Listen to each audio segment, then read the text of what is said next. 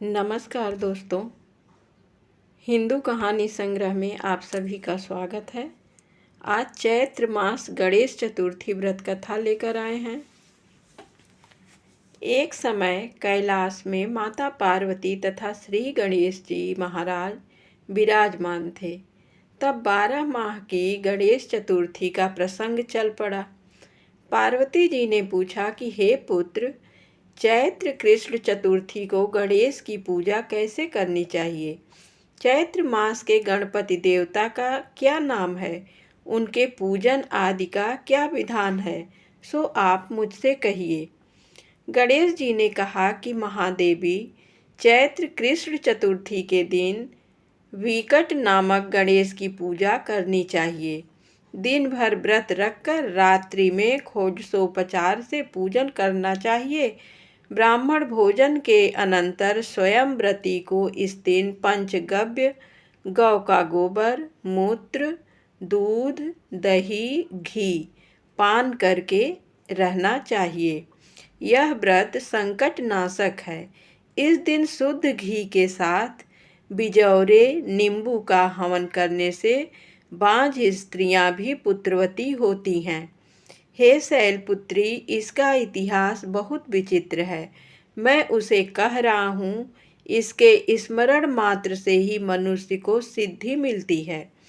प्राचीन काल में सतयुग में मकर ध्वज नामक एक राजा हुए। वे प्रजा पालन के प्रेमी थे। उनके राज्य में कोई निर्धन नहीं था।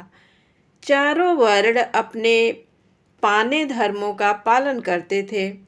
प्रजा को चोर डाकू आदि का भय नहीं था। प्रजा स्वस्थ रहती थी। सभी लोग उदार, सुंदर, बुद्धिमान, दानी और धार्मिक थे। इतना सुंदर राज्य शासन होते हुए भी राजा को पुत्र की प्राप्ति नहीं हुई थी।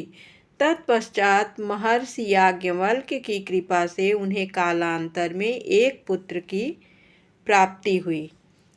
राजा राज्य का भार अपने मंत्री धर्मपाल पर सौंपकर विविध प्रकार के खेल खिलौनों से अपने राजकुमार का पालन पोषण करने लगे।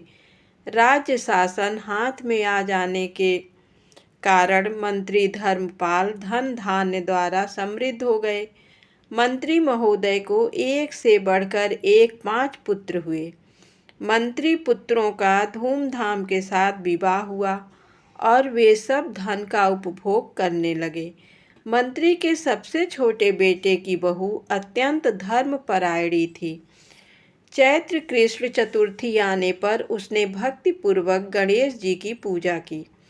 उसका पूजन और व्रत देखकर उसकी सास कहने लगी, अरे क्या तंत्र मंत्र द्वारा मेरे पुत्र को वश में करने का उपाय कर रही है? बार बार सास के निषेध किए जाने पर भी जब बहू न मानी तो सास ने कहा, अरे दुष्ट, तू मेरी बात मान नहीं रही है। मैं पीट कर तुझे ठीक कर दूंगी। मुझे यह सब तांत्रिक अभिचार पसंद नहीं है। इसके उत्तर में बहू ने कहा, हे सासू जी, मैं संकट नाशक गणेश जी का व्रत कर रही हूँ। यह व्रत अत्यंत फलदायक होता है।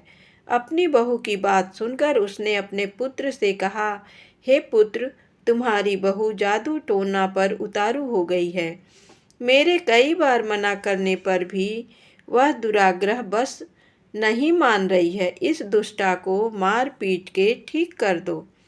मैं गणेश जी को नहीं जानती, ये कौन है और इसका वरक कैसे होता है व्रत भी नहीं जानती। हम लोग तो राजकुल के मनुष्य हैं, फिर हम लोगों की किस विपत्ति को ये नष्ट करेंगे? माता की प्रेरणा से उसने बहू को मारा पीटा। इतनी पीड़ा सहकर भी उसने व्रत किया। पूजनोपरांत वह गणेश जी का स्मरण करती हुई उनसे प्रार्थना करने लगी कि हे गणेश जी, हे जगतपति, आप हमारे सास ससुर को किसी प्रकार का कष्ट दीजिए, हे गणेश्वर, जिससे उनके मन में आपके प्रति भक्ति भाव जागृत हो। गणेश जी ने सबके देखते ही देखते राजकुमार का अपहरण करके मंत्री धर्मपाल के महल में छिपाकर रख दिया। बाद में उसके वस्त्र आभूषण आदि उतार कर राजमहल में फेंक दिए और स्वयं अंतर्धान हो गए। इधर राजा ने अपने पुत्र को शीघ्रता से पुकारा, परंतु कोई प्रत्युत्तर न मिला। फिर उन्होंने मंत्री के महल में जाकर पूछा कि मेरा राजकुमार कहाँ चला गया। महल में उसके सभी वस्त्राभूषण तो हैं, लेकिन राजकुमार कहाँ चला गया है? किसने ऐसा निंदनीय कार्य किया है? हाय, मेरा राजकुमार कहाँ गया? राजा की बात सुनकर मंत्री ने उत्तर दिया, हे राजन, आपका चंचल पुत्र कहाँ चला गया इसका मुझे पता नहीं है। मैं अभी गांव, नगर, बाग बगीचे आदि सभी स्थानों में खोज कराता हूँ। इसके बाद राजा नौकरों, सेवकों आदि से कहने लगे, हे अंगरक्षकों, मंत्रियों, मेरे पुत्र का शीघ्र पता लगाएं। राजा का आदेश पाकर दूत लोग सभी स्थानों में खोज करने लगे। जब कहीं भी पता न लगा तो आकर राजा से डरते डरते निवेदन किया कि महाराज, अपहरणकारियों का कहीं सुराग नहीं मिला। राजकुमार को आते जाते किसी ने नहीं देखा। उनकी बातों को सुनकर राजा ने मंत्री को बुलवाया। मंत्री से राजा ने पूछा कि मेरा राजकुमार कहाँ है?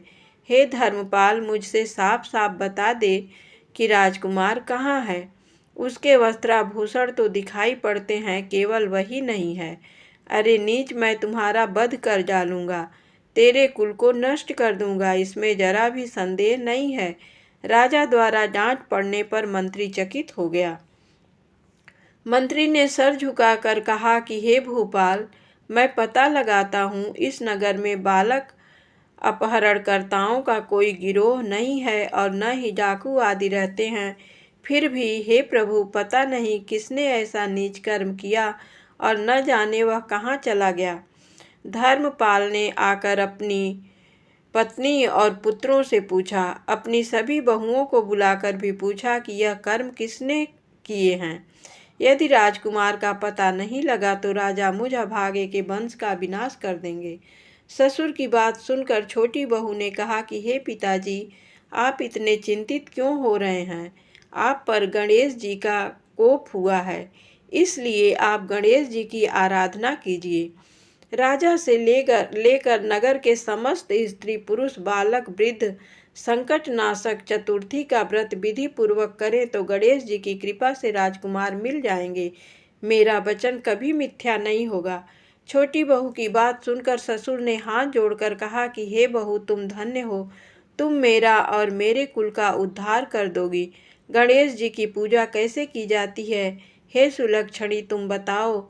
मैं मंद बुद्धि होने के कारण व्रत के महात्म्य को नहीं जानता हूँ। हे कल्याणी, हम लोगों से जो भी अपराध हुआ हो उसे क्षमा कर दो और राजकुमार का पता लगा दो। तब सब लोगों ने कष्ट नाशक गणेश चतुर्थी का व्रत आरंभ किया।